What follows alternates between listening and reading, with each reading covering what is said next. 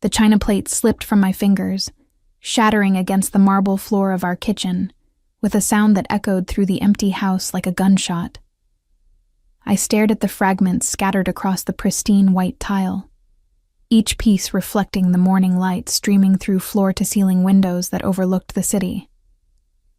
My hands trembled as I knelt to gather the shards, sharp edges biting into my fingertips, drawing tiny beads of blood that matched the color of the lipstick I no longer bothered to wear.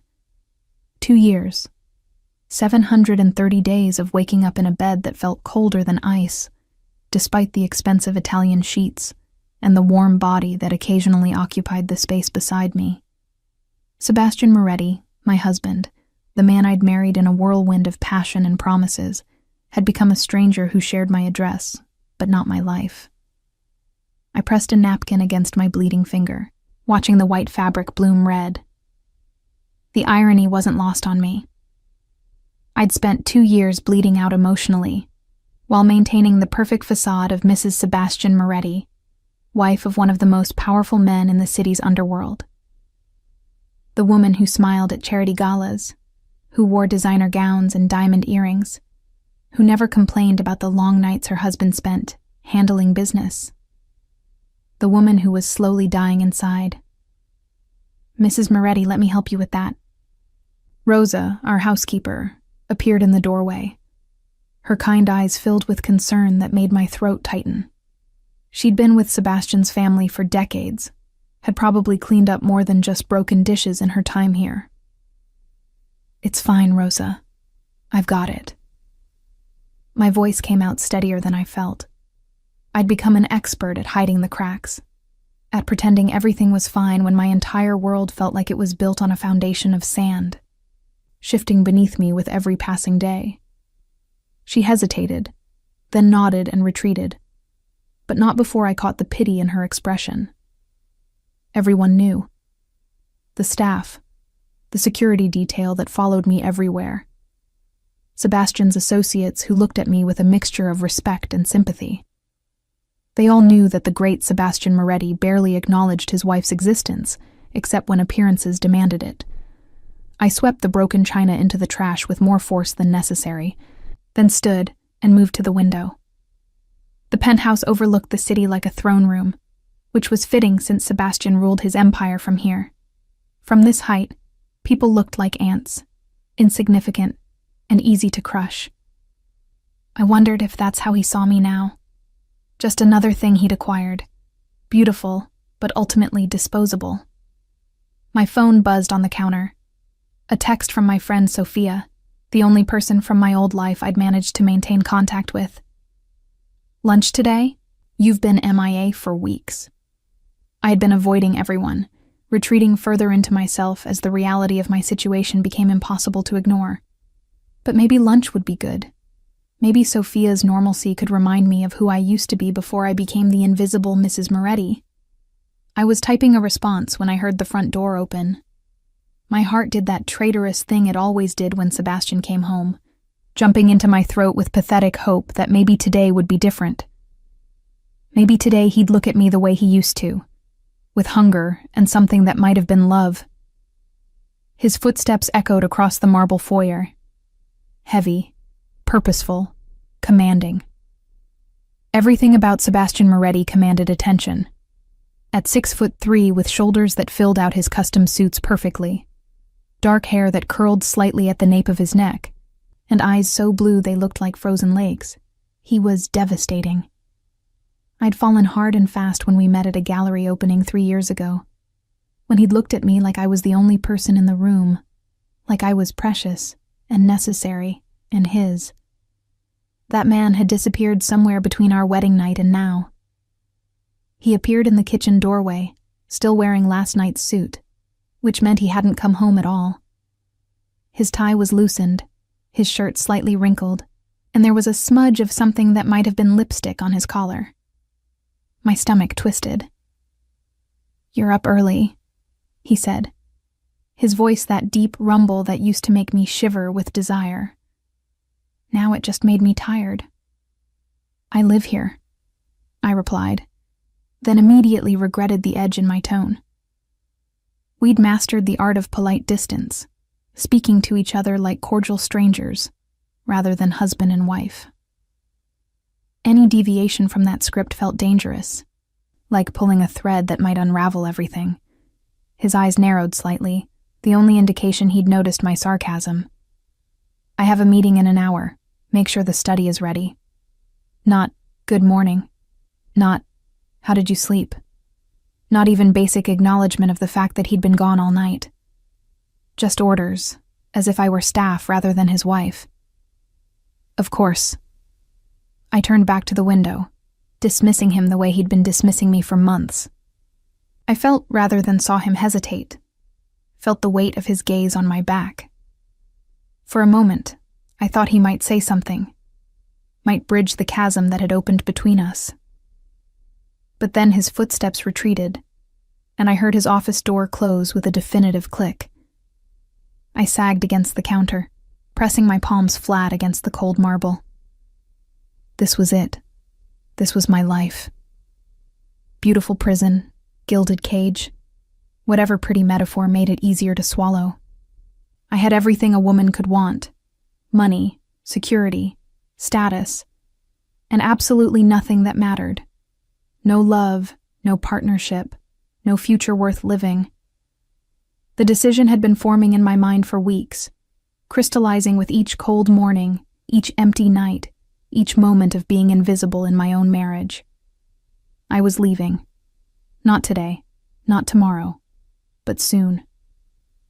I'd been quietly moving money into an account Sebastian didn't know about, a little at a time so it wouldn't be noticed. I'd been researching apartments in other cities, places where the Moretti name meant nothing, where I could start over and remember who Serena Castellano had been before she became Serena Moretti and lost herself completely. My phone buzzed again. Sophia. Is that a yes? Please say yes. I'm worried about you. I typed back. Yes, 1 p.m. at Marcello's.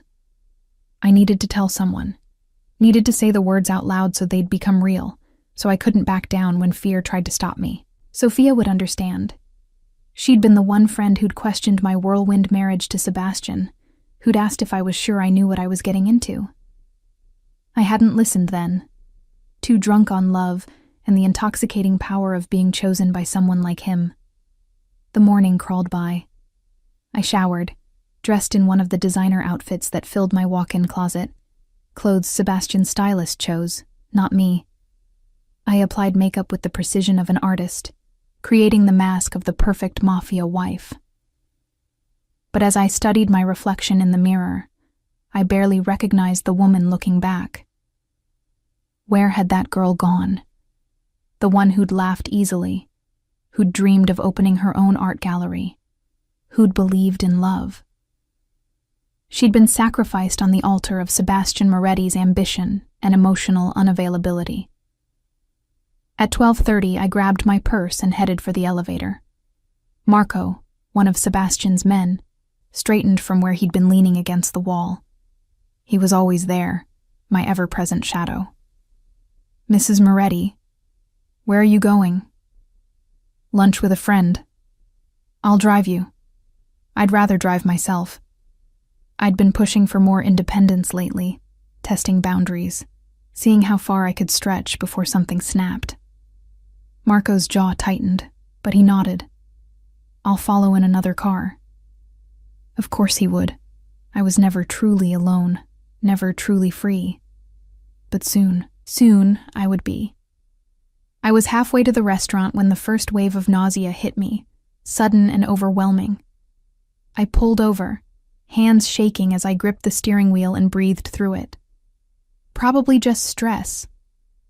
Or maybe my body's way of telling me what my mind already knew. I couldn't keep living like this. The nausea passed, leaving me sweaty and shaken. I checked my makeup in the rearview mirror, reapplied lipstick with trembling hands, and continued driving. Behind me, Marco's black SUV maintained its distance, a constant reminder of my beautiful, suffocating life. Sophia was already at the restaurant when I arrived, her warm smile faltering when she saw my face. Serena, my God, you look exhausted. Thanks, I said dryly, sliding into the booth across from her. That's exactly what every woman wants to hear. She reached across the table and squeezed my hand. Talk to me. What's going on? And suddenly, sitting across from my oldest friend in a restaurant where no one knew or cared who Sebastian Moretti was, the words came tumbling out. I'm leaving him. Sophia's eyes widened, her coffee cup freezing halfway to her lips. You're what? Leaving Sebastian. Saying it out loud felt both terrifying and liberating, like stepping off a cliff without knowing if there was water below or rocks. I can't do this anymore, Soph. I can't keep pretending everything is fine when I'm dying inside. She set down her cup carefully, her expression shifting from shock to something more complicated, concern mixed with what looked like fear. Serena, you can't just leave Sebastian Moretti. He's not exactly the kind of man who lets things go. I know what he is. My voice came out sharper than intended. I've lived with what he is for 2 years, but I can't stay in a marriage where I'm invisible, where I'm nothing more than a beautiful accessory he wheels out for appearances. Does he hurt you? Sophia's voice dropped to a whisper, her eyes darting around the restaurant as if Sebastian's men might be listening. And for all I knew, they were. Not physically, I admitted, though the emotional wounds felt just as real. He's never laid a hand on me in anger. He's just absent, cold, like I don't exist unless he needs me to play the perfect wife for his business associates. Sophia leaned forward, her voice urgent. Then maybe you could talk to him? Try counseling? Serena, leaving a man like Sebastian, it's dangerous. You know what he's capable of. I did know. I'd spent 2 years carefully not thinking about the darker aspects of my husband's business. The whispered conversations behind closed doors. The men who came to our home at odd hours and left looking pale and shaken. I'd perfected the art of being willfully blind, of focusing on the legitimate businesses, the restaurants, the real estate, the import company, and ignoring everything else. But ignorance wasn't the same as innocence, and pretending didn't change reality. I've tried talking to him, I said quietly. Every attempt just hits a wall. He won't let me in, won't share anything real with me. It's like being married to a statue, cold, hard, beautiful, and completely lifeless. When? Sophia asked. When are you planning to leave? Soon. A month. Maybe 2. I'm still making arrangements. I didn't tell her about the money I'd been siphoning away, or the apartment I'd found in Boston under my maiden name. Some things were safer kept secret, even from friends. We ordered lunch, though I found I had no appetite. The nausea from earlier lingered, a persistent queasiness that made even the smell of food unappealing. Sophia watched me push pasta around my plate, her concern deepening. Are you sick? You look pale. Just stress, I assured her, though a small voice in the back of my mind whispered that it might be something more. I pushed the thought away. I couldn't deal with anything else right now. We talked for another hour, Sophia trying to convince me to reconsider, me explaining why I couldn't. By the time we said goodbye, I felt both lighter and heavier. Lighter for having shared my secret, heavier with the weight of what I was about to do. I drove home in a daze, Marco's SUV a constant presence in my rearview mirror. When I pulled into the underground garage of our building, he was right behind me, his expression unreadable as he held the elevator door. Mrs. Moretti, he said as we ascended. There was something in his tone that made me look at him more closely. Yes? Mr. Moretti would like to see you in his office when you arrive home. My stomach dropped. Did he say why? No, ma'am. The elevator doors opened onto our floor, and I walked toward Sebastian's office with legs that felt like lead. This was it. Somehow, he knew. Maybe Sophia had called him, warned him. Maybe Marco had been listening at the restaurant. Maybe Sebastian had eyes and ears everywhere, and my secret had never been secret at all. I knocked on the heavy oak door. "Come in." Sebastian sat behind his massive desk, backlit by the floor-to-ceiling windows, so I couldn't see his expression clearly. 2 other men were in the room. Dante, his right hand, and someone I didn't recognize. They looked up as I entered, their conversation cutting off abruptly. "Gentlemen," Sebastian said, his voice carrying that edge of command that made men twice his age obey without question. "We'll continue this later." Dante nodded, gave me a slight bow. He'd always been respectful, which I appreciated, and left with the other man. The door closed behind them with a soft click that sounded unnaturally loud in the sudden silence. "Sit," Sebastian said. I remained standing. I prefer not to. His eyes narrowed, and I saw a flash of something. Surprise, maybe, or irritation. I rarely defied him, had learned early in our marriage that resistance only created tension without achieving anything. But something in me had shifted today. Maybe it was telling Sophia my plans, making them real. Maybe it was just exhaustion with this whole charade. "Serena." My name on his lips still had the power to make my breath catch, despite everything. "Sit down." "What is this about, Sebastian? I had lunch with a friend. Last I checked, that wasn't a crime." He stood, rounding the desk with that predatory grace that had first attracted me to him. Up close, I could see the fine lines around his eyes, the shadow of stubble along his jaw, the intensity in those blue eyes that had once looked at me with something like reverence. "You had lunch with Sophia Marcelli at Marcello's. You arrived at 12:47 and left at 2:15. You barely ate, and you looked upset when you left." Ice flooded my veins. "You had someone watching me?" "I always have someone watching you." He said it like it was obvious, like constant surveillance was a normal part of marriage. "You're my wife, Serena. Your safety is my responsibility." "My safety," I repeated, anger bubbling up to replace the ice. "Or your property?" Something dangerous flashed in his eyes. "Careful." "Or what?" The words escaped before I could stop them, 2 years of resentment finding voice. "What will you do, Sebastian? Lock me in my room? Take away my car?" "Oh, wait. You basically already do that with your constant surveillance. God forbid your wife have a moment of privacy or freedom." "You have all the freedom you need," he said, his voice going cold in that way that usually made people back down. "You want for nothing. You have unlimited access to money, the finest clothes, the best of everything. You attend any event you wish, see any friends you like. I've never restricted you. Except you have." I took a step closer, craning my neck to look up at him. "Every moment of my life is monitored, reported back to you. I can't go anywhere without Marco or one of your other men following me. I can't make a decision without wondering if it will meet with your approval. And I definitely can't have a conversation with my husband because you're too busy building your empire to remember you have a wife." He grabbed my wrist, not painfully, but firmly enough that I couldn't pull away. "You knew what you were marrying when you said yes, Serena. You knew who I was, what my life entailed. Don't pretend you're some innocent victim." "I thought I was marrying a man who loved me," I shot back, my voice breaking despite my efforts to stay strong.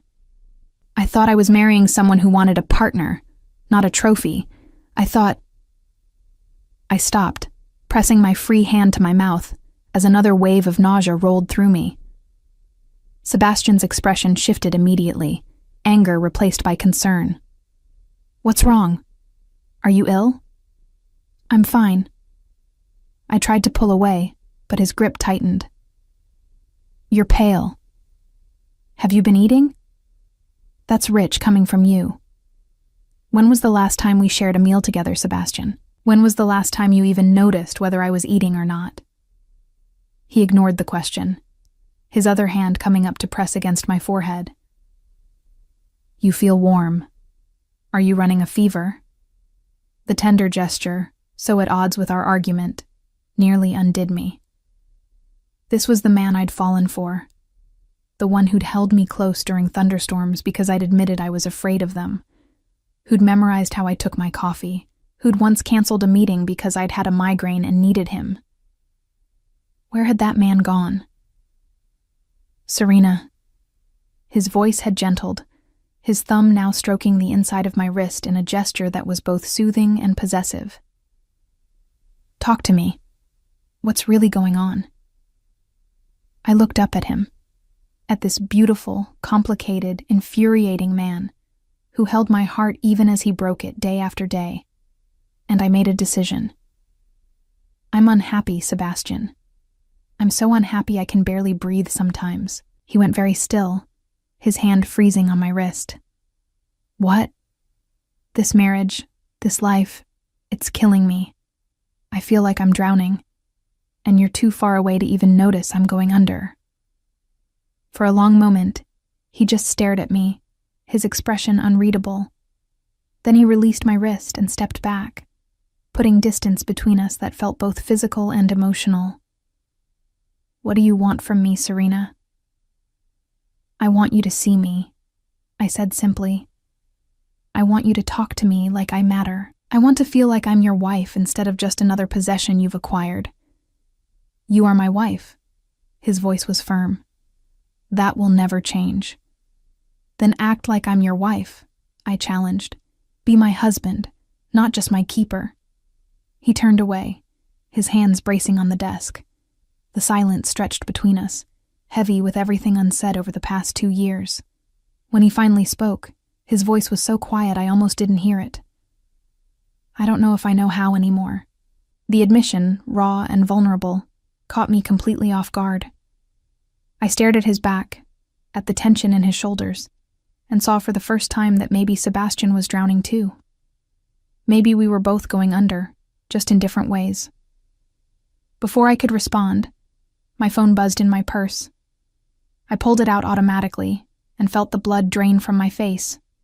An unknown number, a text message, and a photo of me and Sophia at the restaurant, deep in conversation, with a caption that made my heart stop. "Does he know you're planning to leave him?" My hands trembled so violently I nearly dropped the phone. Sebastian noticed immediately. Of course he did. Nothing escaped him. "What is it?" He was beside me in an instant, taking the phone from my nerveless fingers before I could stop him. I watched his face as he read the message, saw his expression shift from concern to something much darker, much more dangerous. The temperature in the room seemed to drop 10 degrees. "Who sent this?" His voice was deadly calm, the kind of calm that preceded violence. "I don't know." My voice came out as a whisper. "I don't recognize the number." He was already moving, pulling his own phone from his pocket and barking orders in rapid Italian. I caught words like trace, immediately, and find them. Then he was back to me, his hands gripping my shoulders, his eyes boring into mine with an intensity that made me want to look away. "Tell me the truth, Serena. Are you planning to leave me?" The question hung between us like a blade. I could lie. Should lie, probably, given the fury radiating off him. But I was so tired of pretending, so exhausted from maintaining the facade. "Yes." The word fell like a stone into still water, ripples of consequence spreading outward. Sebastian's grip tightened on my shoulders, not painfully, but firmly enough that I couldn't have pulled away if I'd tried. "Since when?" His voice was still that terrible calm, controlled and cold. "Does it matter?" I met his gaze despite the fear curling in my stomach. "You've made it clear I'm nothing more than an obligation to you, Sebastian, a duty you fulfill when absolutely necessary but otherwise ignore. Why would you even care if I left? Why would I—" He broke off, his jaw clenching so hard I could see the muscle jump. "You're my wife, Serena. You belong to me. I'm not property, I shot back, anger overriding fear. I'm a person, and I deserve better than this cold, empty shell of a marriage. I deserve to be loved, not just owned. I've given you everything, he said, his voice rising slightly. Everything you could possibly want. This penthouse, clothes, jewelry, security. I don't want things. The words exploded out of me. I want you, Sebastian. I want the man I married, the one who looked at me like I mattered, like I was more than just another acquisition. But that man disappeared, and I don't know how to get him back. I don't even know if he ever really existed. Something cracked in his expression, a fissure in the carefully maintained control. You think this is easy for me? You think I don't? He stopped, turning away, one hand dragging through his dark hair in a gesture of frustration I rarely saw from him. The room spun slightly, and I pressed a hand to my stomach as another wave of nausea rolled through me. This was getting ridiculous. I couldn't be sick, not now. Not in the middle of the most important conversation of my marriage. Serena? Sebastian's voice had changed, concern replacing anger. Are you all right? I'm fine, I lied, though the sweat beading on my forehead probably gave me away. Just stressed. You need to sit down. He was guiding me toward the leather sofa before I could protest, his touch gentle despite the tension crackling between us. When did this start? The nausea? This morning. It's nothing, Sebastian. Just... Have you seen a doctor? He was already pulling out his phone again, probably to summon his personal physician. No, because it's nothing. I'm just stressed and tired and... Another wave hit, stronger this time, and I doubled over with a hand pressed to my mouth. Sebastian moved with frightening efficiency, producing a wastebasket from somewhere, and holding back my hair as I lost what little lunch I'd managed to eat. The humiliation of it would have been overwhelming if I'd had the energy to care. Instead, I just let him support me, grateful for his solid presence even as part of me resented needing it. When the worst passed, he handed me tissues and a glass of water that had materialized from somewhere, his expression unreadable. How long has this been happening? Just today. Maybe yesterday morning, a little. I wiped my mouth, avoiding his gaze. It's probably just stress. Or you're pregnant. The words hit me like a physical blow. I stared at him, my mind going blank with shock. Pregnant. No, that wasn't possible. Except, when was my last period? I tried to think back through the fog of the past few weeks, and realized with growing horror that I couldn't remember. 6 weeks? 7? I'm not pregnant, I said. But the words sounded uncertain even to my own ears. Sebastian's expression had shifted into something I couldn't quite read. When was your last period? That's none of your... I started, but he cut me off. Serena. When? I thought harder, counting backwards. 6 weeks. Maybe 7. But that doesn't mean anything. I've been irregular before when I'm stressed. You've been nauseous, tired, emotional. He was ticking off symptoms on his fingers like he was prosecuting a case. Rosa mentioned you've barely been eating, and now you're late. Rosa told you I haven't been eating? Of course she had. Everyone in this house reported to Sebastian. Everyone watched me, monitored me, treated me like a child who needed constant supervision. She's concerned about you, Sebastian said, his tone gentling. As am I. You have a funny way of showing concern, I muttered. But the fight had gone out of me. Because he might be right. I might be pregnant. And if I was... Oh God. If I was pregnant, everything changed. I couldn't leave now. Couldn't uproot myself and disappear to Boston with Sebastian's child. He'd hunt me to the ends of the earth, and I knew enough about his world to know that would end badly for everyone involved. But I also couldn't stay in this cold, empty marriage, raising a child in a home devoid of love. "We need to find out for certain," Sebastian was saying, already on his phone again. "Doctor, Marchese can be here in 20 minutes. No." I stood on shaky legs, needing to move, needing space to think. "I'll take a test first. If it's positive, then we'll call the doctor." He looked like he wanted to argue, but nodded instead. "There should be tests in the bathroom. Rosa keeps the medicine cabinet well stocked." Of course there were. Of course Rosa had anticipated every possible need before I even knew I had it. I walked toward the master bathroom on autopilot, my mind spinning with the implications of what I was about to discover. The bathroom was a study in luxury, all marble and gold fixtures, with a soaking tub that could fit 3 people and a shower with more jets than I'd ever bothered to count. I found the pregnancy tests exactly where Sebastian said they'd be, still in their boxes, waiting. My hands shook as I opened the package and followed the instructions. 3 minutes. I had to wait 3 minutes to find out if my entire life was about to change. I set the test on the counter and sank onto the edge of the tub, my head in my hands. What was I supposed to hope for? Part of me desperately wanted it to be negative, wanted the freedom to leave, to start over, to find myself again.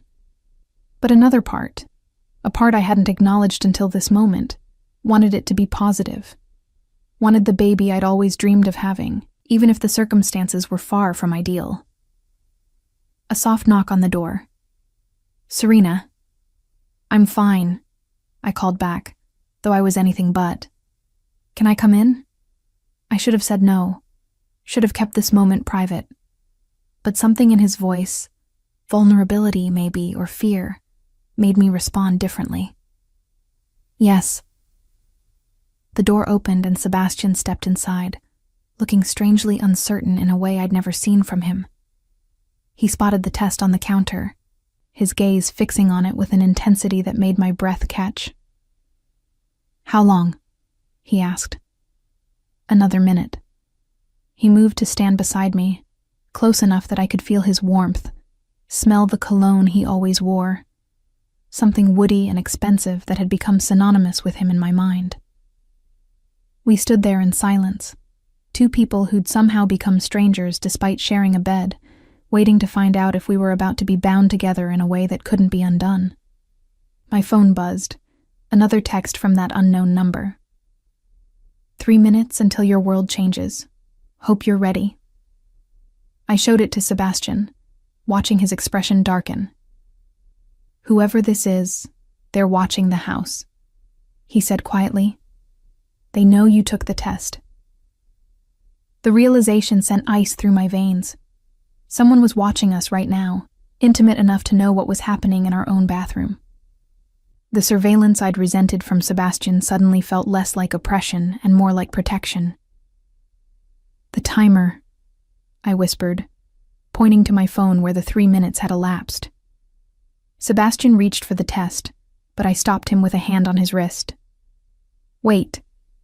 Before we look, I need to know something." His eyes met mine, and for the first time in months, I saw real emotion there. Fear, hope, something raw and unguarded. "If it's positive," I said carefully, "what does that mean for us? For this marriage?" His jaw tightened. "It means you're not leaving me. Ever." "That's not an answer, Sebastian. That's a threat. It's a promise." His hand covered mine where it rested on his wrist. "If you're carrying my child, Serena, then you're mine in every way that matters. I won't let you go. I can't. Even though you don't love me?" Something flickered across his face. Pain, maybe, or regret. "I never said I didn't love you." The words hung between us, fragile and powerful. Before I could process them, before I could ask what he meant, he picked up the test and looked at it. His expression transformed. hardening into something fierce and possessive and absolutely certain. "You're pregnant." The 2 pink lines stared back at me from Sebastian's hand, undeniable and life-altering. Pregnant. I was pregnant with Sebastian Moretti's child, bound to him now in a way that transcended marriage certificates and vows. I waited for panic to set in, for the crushing weight of this new reality to flatten me. Instead, I felt a strange calm settle over me, followed by something unexpected. A flutter of joy so pure it brought tears to my eyes. A baby. I'd always wanted to be a mother, had dreamed of it since I was young. But I'd imagined it differently. Planned, wanted, with a husband who loved me. "Serena." Sebastian's voice pulled me from my thoughts. He was staring at me with an expression I couldn't decipher, something between fierce possessiveness and what might have been wonder. "Say something." "I don't know what to say." I wrapped my arms around myself, suddenly feeling exposed and vulnerable. "This changes everything." "Yes." He set the test down carefully, as if it were something precious, and turned to face me fully. "It does. I can't leave now." The words tasted like ash in my mouth, like surrender. His hands framed my face, tilting it up so I had to meet his eyes. "You were never leaving, Serena. I would have found you, brought you back. But now..." His thumb stroked across my cheekbone with surprising gentleness. "Now you're carrying my child, my heir. That makes you untouchable, sacred. Nothing and no one will harm you or our baby. I swear it. I'm not worried about physical harm, Sebastian." I pulled away from his touch, needing space to breathe, to think. "I'm worried about emotional harm, about raising a child in a house where their parents barely speak to each other, about them growing up watching their mother slowly die inside." He flinched as if I'd struck him. "You think I want that? You think I want our child to grow up the way I did, with parents who lived separate lives under the same roof?" It was the first time he'd ever mentioned his parents beyond basic facts. I knew his mother had died when he was young, that his father had raised him in this world, but he'd never shared the emotional reality of it.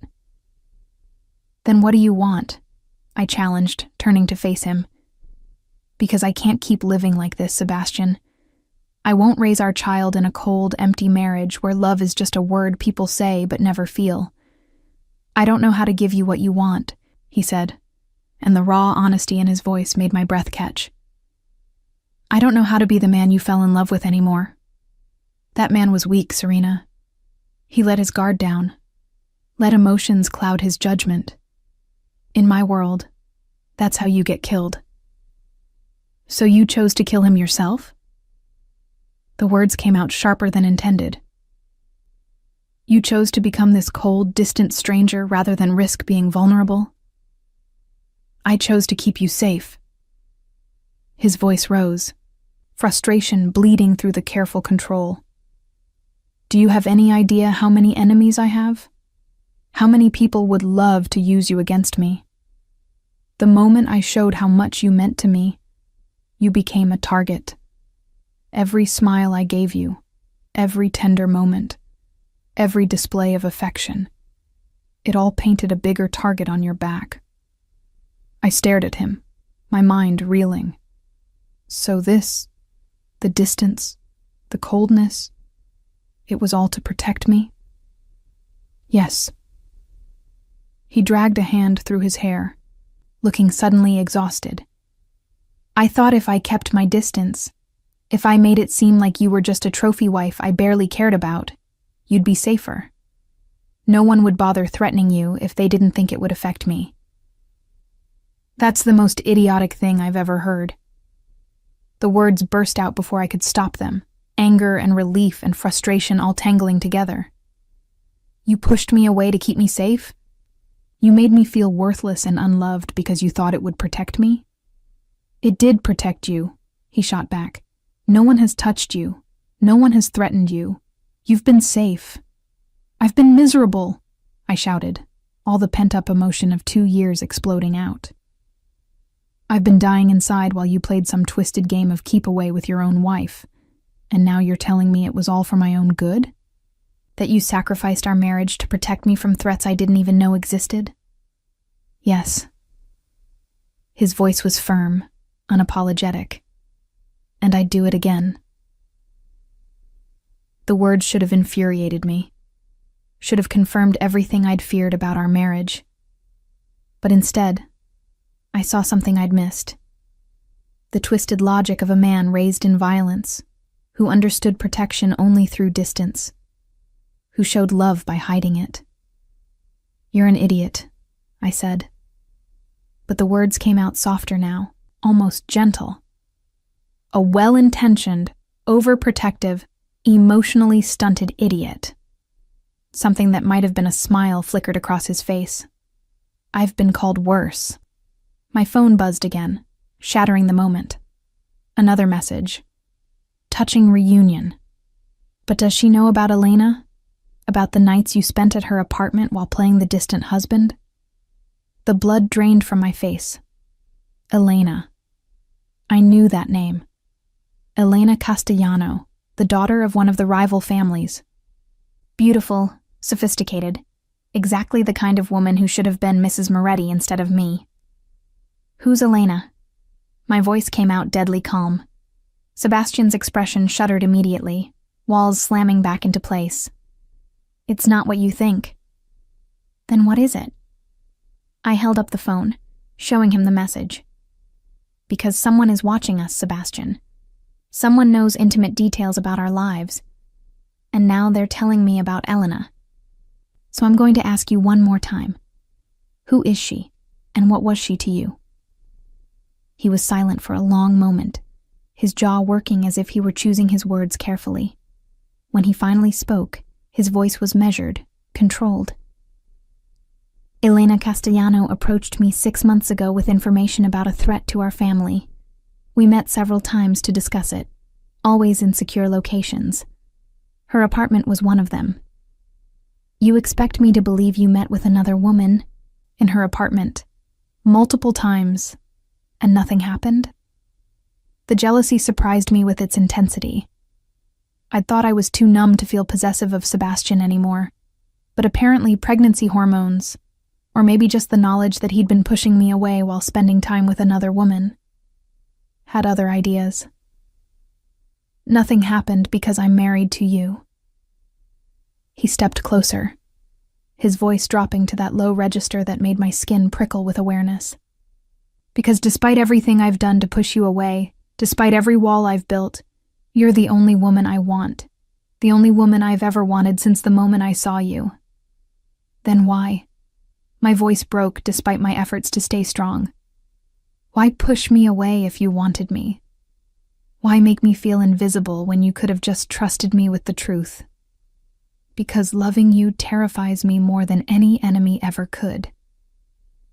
The admission seemed to cost him something, his usually impassive face showing cracks of vulnerability. Losing you would destroy me, Serena. And in my world, the things you love are always the first things taken from you. I wanted to be angry, wanted to rage at him for the 2 years of loneliness, for the nights I'd cried myself to sleep, for the slow death of hope. But standing there with his child growing inside me, seeing the fear in his eyes, I understood something I hadn't before. Sebastian Moretti wasn't cold because he didn't care. He was cold because he cared too much and didn't know how to handle it. I'm not going to be taken from you, I said quietly. Not by enemies, not by distance, not by your misguided attempts at protection. But Sebastian, if we're going to raise this child together, if we're going to make this marriage work, you need to let me in. All the way in. No more walls. No more distance. No more protecting me by pushing me away. I don't know if I know how to do that anymore. Then learn. I placed my hand over my still flat stomach, over the tiny life growing there. Learn, or lose us both. Not to enemies or threats, but to the emptiness you've created between us. Because I won't raise our child in the same cold house you grew up in. I won't let them watch their mother fade away while their father hides behind walls of his own making. Something shifted in his expression. Determination, maybe. Or resolve. He covered my hand with his, both of us cradling the place where our baby grew. "Then I'll learn," he said, and there was a fierceness in his voice that made me believe him. "I'll tear down every wall if that's what it takes. But Serena..." His other hand came up to cup my face. "I need you to be patient with me.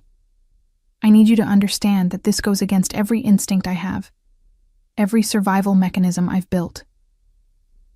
"I can be patient," I said, though I wasn't sure if it was true. "But I won't wait forever. Our child deserves parents who love each other, not just coexist." "I do love you." The words came out rough, unpracticed. I never stopped. I just forgot how to show it. Before I could respond, his mouth was on mine, claiming me with a desperation that spoke of 2 years of denied desire.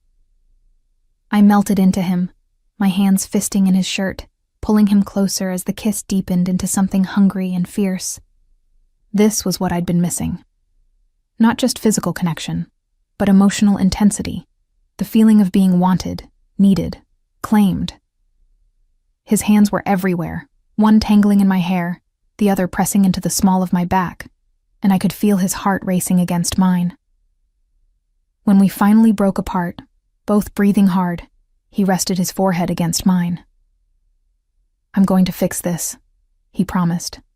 "I'm going to fix us." "You'd better," I replied, but I was smiling despite everything. "Because you're about to be a father, Sebastian Moretti, and our child deserves better than the shell of a marriage we've been living." My phone buzzed one more time. Both of us tensed, but Sebastian grabbed it before I could. His expression darkened as he read the message. "They're escalating.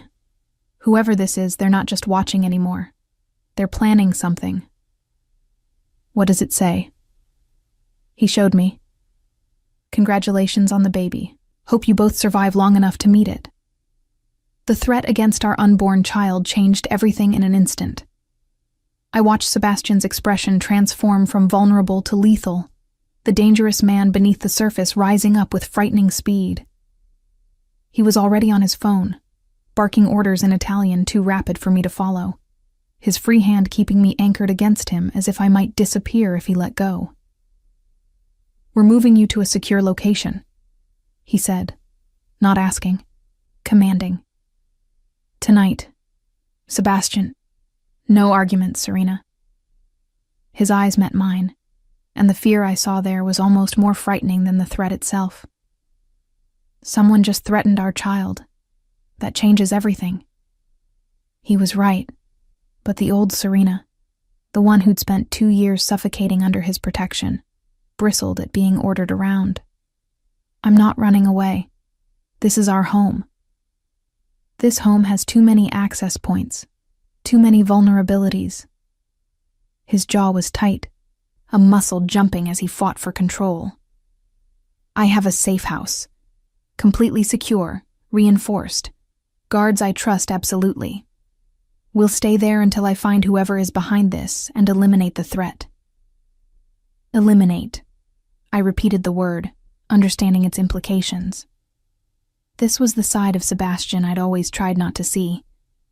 The man who solved problems with violence, who removed obstacles permanently. Yes. He didn't flinch from it, didn't try to pretty it up. "I will find whoever threatened you and our baby, and I will make certain they never threaten anyone again." I should have been horrified, should have recoiled from the cold certainty in his voice, but instead, I felt a twisted sense of relief. This threat was real, and I needed the dangerous Sebastian Moretti, not the distant husband, but the ruthless man who protected what was his without mercy or hesitation. "How long?" I asked. "However long it takes." His hand spread across my stomach, protective and possessive. But I promise you, Serena, I will keep you both safe, no matter what it costs. Within an hour, the penthouse was swarming with Sebastian's men. I watched from the bedroom as they swept every room, checked every corner, treated our home like a crime scene. Rosa packed bags for me with efficient speed, including things I wouldn't have thought of. Vitamins, comfortable clothes for pregnancy, books I'd been reading. "Mrs. Moretti," she said softly, pressing something into my hand. It was a rosary, old and worn. My grandmother's, for protection. I clutched it tightly, tears pricking my eyes at the gesture. "Thank you, Rosa." She squeezed my hand, then left to supervise the rest of the packing. I sank onto the bed, one hand on my stomach, the other wrapped around the rosary beads. Everything was happening so fast. The pregnancy, the threats, Sebastian's transformation from distant stranger to fiercely protective husband. My head spun trying to process it all. "Serena." Sebastian appeared in the doorway, changed from his suit into dark tactical clothing that made him look even more dangerous. "The car's ready." "What about my doctor's appointments? My job at the gallery?" I'd been volunteering there for the past year, one of the few things that made me feel like myself. "Dr. Marchese will come to the safe house. As for the gallery..." He paused, choosing his words carefully. "Your safety is more important than any job." "That's not your decision to make," I said. But there was no heat in it. I was too exhausted, too overwhelmed to fight. He crossed to me, kneeling so we were eye level. "You're right. It's not. But Serena, someone just threatened our child. I'm asking, not ordering, asking, for you to let me protect you properly. At least until we know what we're dealing with." The vulnerability in his voice, the way he'd positioned himself below me rather than looming over. These small changes spoke louder than words. He was trying, actually trying to be different. "Okay," I agreed. "But Sebastian, I need you to promise me something. Anything. Don't shut me out again. Whatever's happening, whatever threats we're facing, I need to know. No more protecting me by keeping me in the dark." His jaw tightened, old instincts warring with new intentions. Finally, he nodded. "I promise. No more secrets." The safe house was nothing like I'd imagined. Located in the mountains about an hour from the city, it was less fortress and more luxury compound. A sprawling modern structure of glass and stone that managed to be both beautiful and defensible. Armed guards were positioned at every entrance, their presence both comforting and unsettling. "This is where you come when things get dangerous?" I asked as Sebastian led me inside. "This is where I keep the people I love safe," he corrected, his hand at the small of my back, warm and steady. The interior was surprisingly homey. Comfortable furniture, a kitchen that actually looked used, walls decorated with art I suspected Sebastian had chosen himself. It felt lived in a way our penthouse never had. "I spent a lot of time here after my father died," Sebastian explained, following my gaze. "It was the only place I felt truly secure." He was opening up, sharing pieces of himself he'd kept locked away for 2 years. I settled onto the leather sofa, exhaustion suddenly crashing over me. The day had been too much, discovering the pregnancy, the confrontation, the threats, the move. My body felt heavy, drained. "You need to rest." Sebastian was beside me immediately, his hand checking my forehead like I might have developed a fever in the last 30 seconds. "When did you last eat something that stayed down?" "Yesterday, I think." Time had blurred together. His expression darkened with concern. "I'm calling Dr. Marchese. The nausea shouldn't be this severe." "It's normal for the first trimester," I protested, though I was secretly relieved he wanted to be cautious. "I've been reading about it." "Humor me." He was already on his phone, speaking in rapid Italian. When he hung up, He looked at me with an expression I couldn't quite read. She'll be here in an hour. Until then, you're going to eat something. What sounds good? Nothing sounds good, I admitted. That's the problem. Crackers? Ginger tea? There must be something. The concern in his voice, the genuine worry, it was so different from the cold distance of the past 2 years that I felt tears prick my eyes again. Damn pregnancy hormones. Hey. Sebastian pulled me against him, his arms wrapping around me with surprising gentleness. What's wrong? Are you in pain? No, I'm just... I wiped at my eyes, frustrated with myself. I'm emotional and hormonal, and you're being nice to me, and I don't know how to handle it. Something that might have been guilt flashed across his face. I should have been nice to you all along, Serena. I should have figured out how to keep you safe without pushing you away. You're figuring it out now, I said, leaning into his warmth. That's what matters. We sat like that for a long moment, me curled against his chest, his hand stroking slowly through my hair. It was peaceful in a way nothing had been between us for far too long. I could hear his heartbeat, steady and strong, and felt my own pulse slow to match it. Tell me about Elena, I said suddenly. The question had been nagging at me, needing to be addressed before I could fully trust this new dynamic between us. Sebastian tensed slightly, but didn't pull away. What do you want to know? Everything. Start with why you were meeting with her in her apartment. He sighed, his chest rising and falling beneath my cheek. The Castellano family has been trying to form an alliance with us for years. I've always refused. They're unstable, too willing to take unnecessary risks. But 6 months ago, Elena approached me with information about a plot against our organization. Someone inside was feeding information to the FBI. And you believed her? I verified her information. She was telling the truth.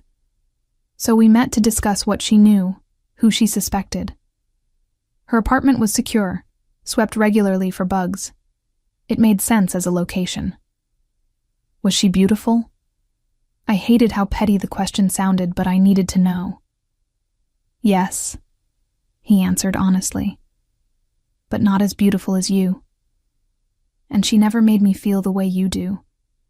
Like I'm standing on the edge of a cliff, terrified of falling, but unable to step back. I lifted my head to look at him. Is that how I make you feel? Every day. His hand cupped my face, thumb stroking across my cheekbone. Terrified and exhilarated and completely out of control. It's why I pulled away, Serena.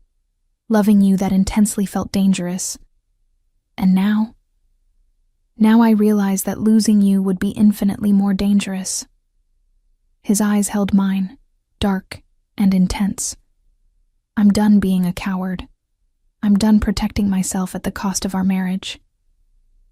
Promise me, I whispered, my hand covering his where it rested on my face. Promise me you'll keep trying, even when it's hard, even when every instinct tells you to pull away. I promise. He leaned down, pressing a kiss to my forehead, then my nose, then finally my lips. Soft and sweet, and full of unspoken emotion. I'm not losing you again, Serena. Not to distance, not to fear, not to anything.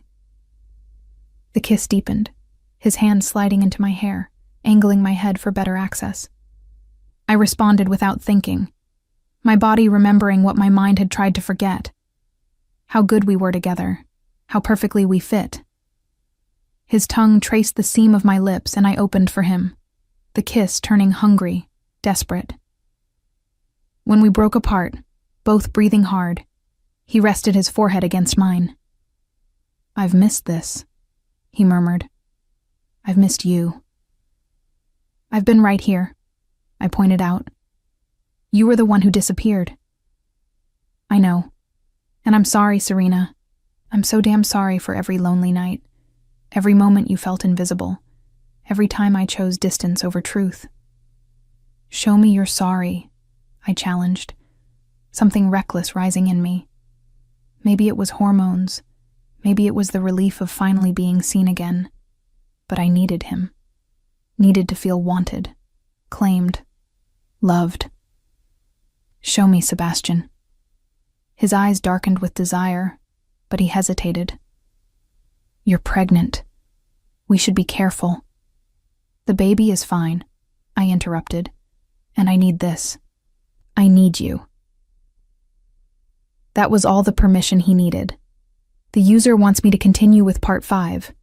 I need to make sure I'm maintaining the word count requirement. Part 5. Minimum 1,200 words, maximum 1,300 words. And continue the story naturally.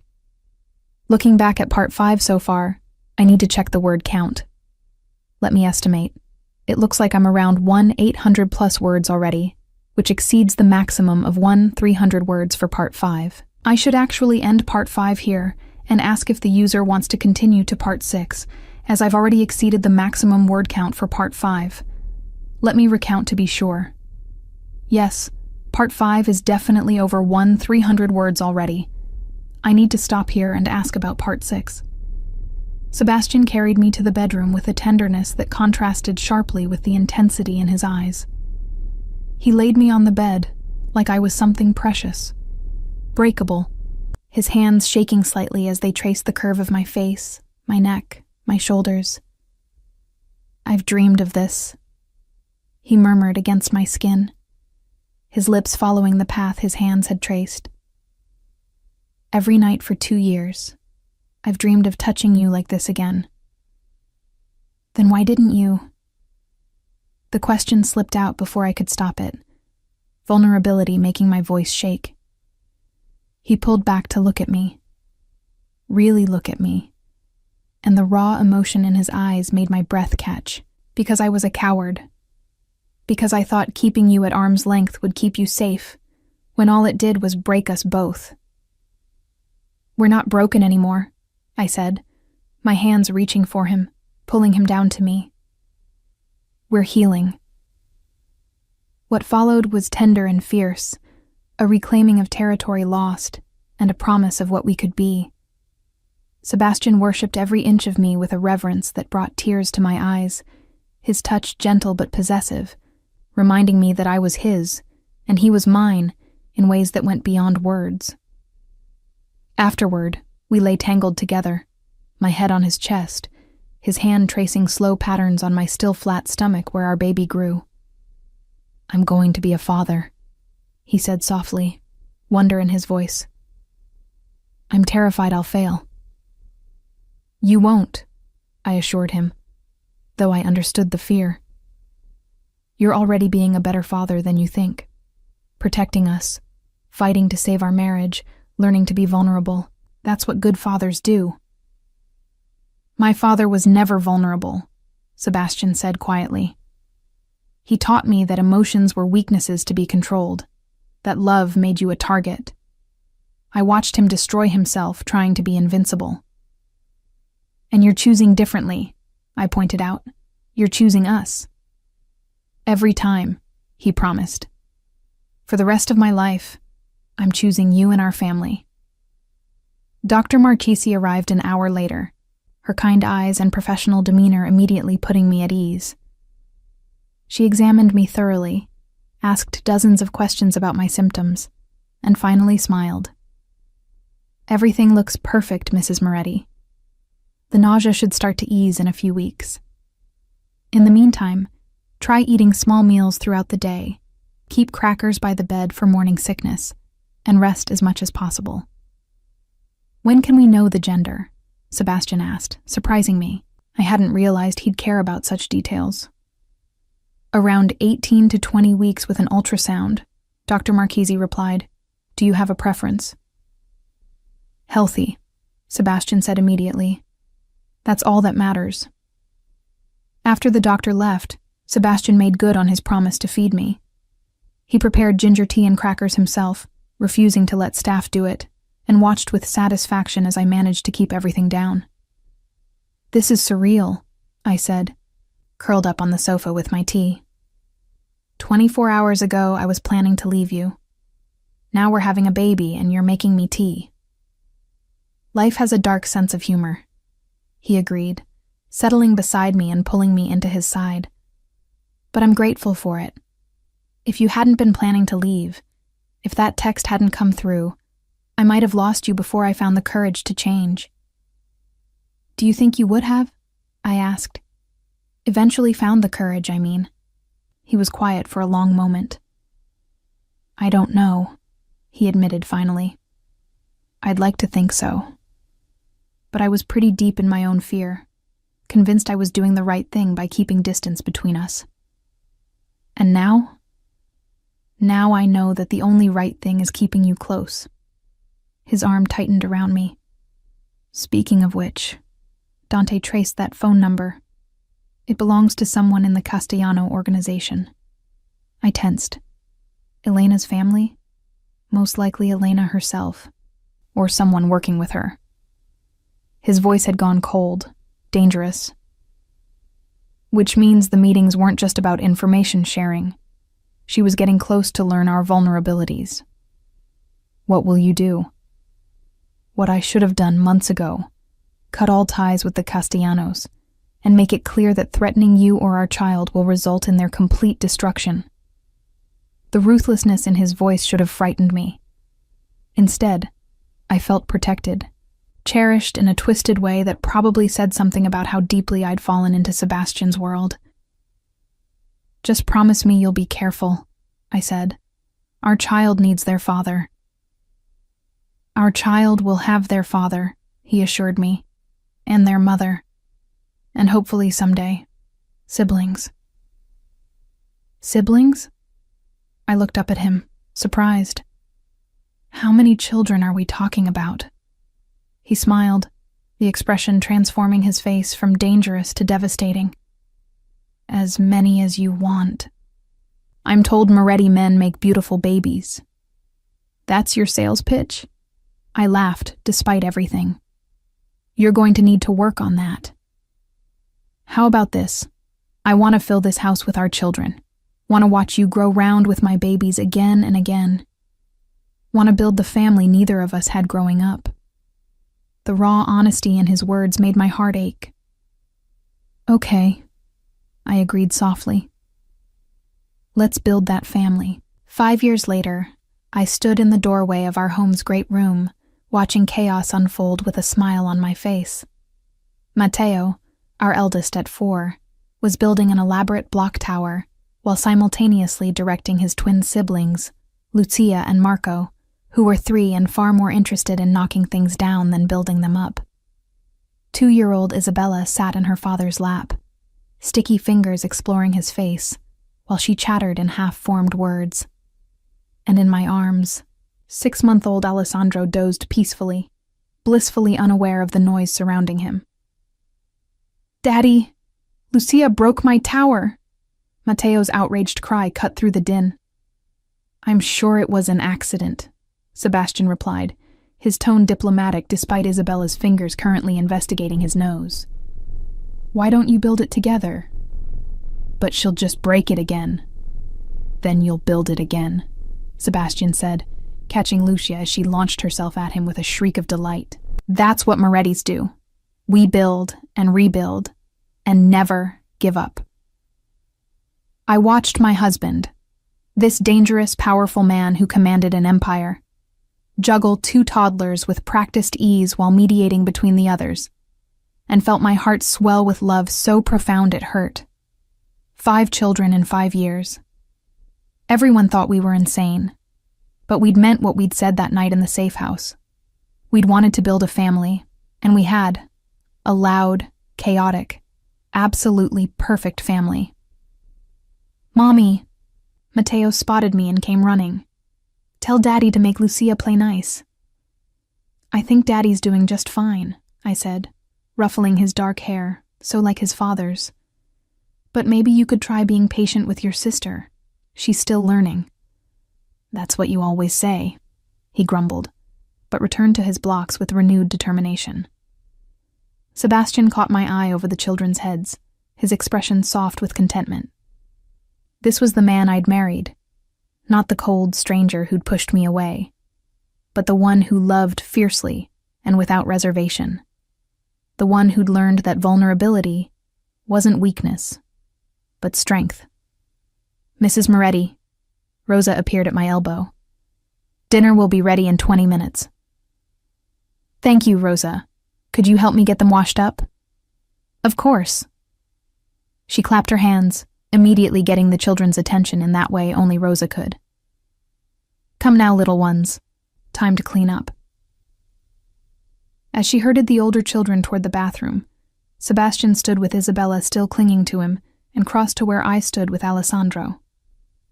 "5 kids," he said, his free hand coming to rest on my waist. "You've given me 5 perfect children." "We gave each other 5 perfect children," I corrected, though I did do most of the heavy lifting. He laughed, pressing a kiss to my temple. "You're magnificent, you know that? Ruling this household with more authority than I rule my empire." It was true in a way. Out in the world, Sebastian Moretti was still the powerful, dangerous man everyone feared. But here, in our home, I was queen. The children came to me with their hurts and fears. Sebastian deferred to my judgment on family matters, and I'd created a sanctuary where love was never questioned or hidden. "I couldn't have done it without you," I said honestly. "Without you choosing to change, to be the husband and father we needed." "Best decision I ever made," he murmured against my hair. "Choosing you. Choosing us. Choosing this life." Alessandro stirred in my arms, his tiny face scrunching as he prepared to wake. Sebastian immediately shifted, taking him from me with the practiced ease of a man who'd done this 5 times before. "Hey, little man," he cooed, his voice going soft in that way it only did with our children. "Did you have a good nap?" Watching him with our baby, remembering how terrified he'd been when I was pregnant with Matteo, I felt tears prick my eyes. Happy tears this time, grateful tears. We'd come so far from that night when I'd planned to leave, when a positive pregnancy test had changed everything. The threats from the Castellanos had been neutralized. Permanently, though I'd learned not to ask for details. The marriage I'd thought was dead had been resurrected, stronger and deeper than before. "What are you thinking about?" Sebastian asked, noticing my expression. "How lucky I am," I said honestly. "How lucky we are." "Lucky."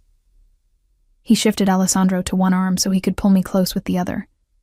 Isabella sandwiched happily between us. "Luck had nothing to do with it. You fought for us, Serena. When I was too stupid to fight for myself, you fought for both of us." "And you learned to fight differently," I pointed out.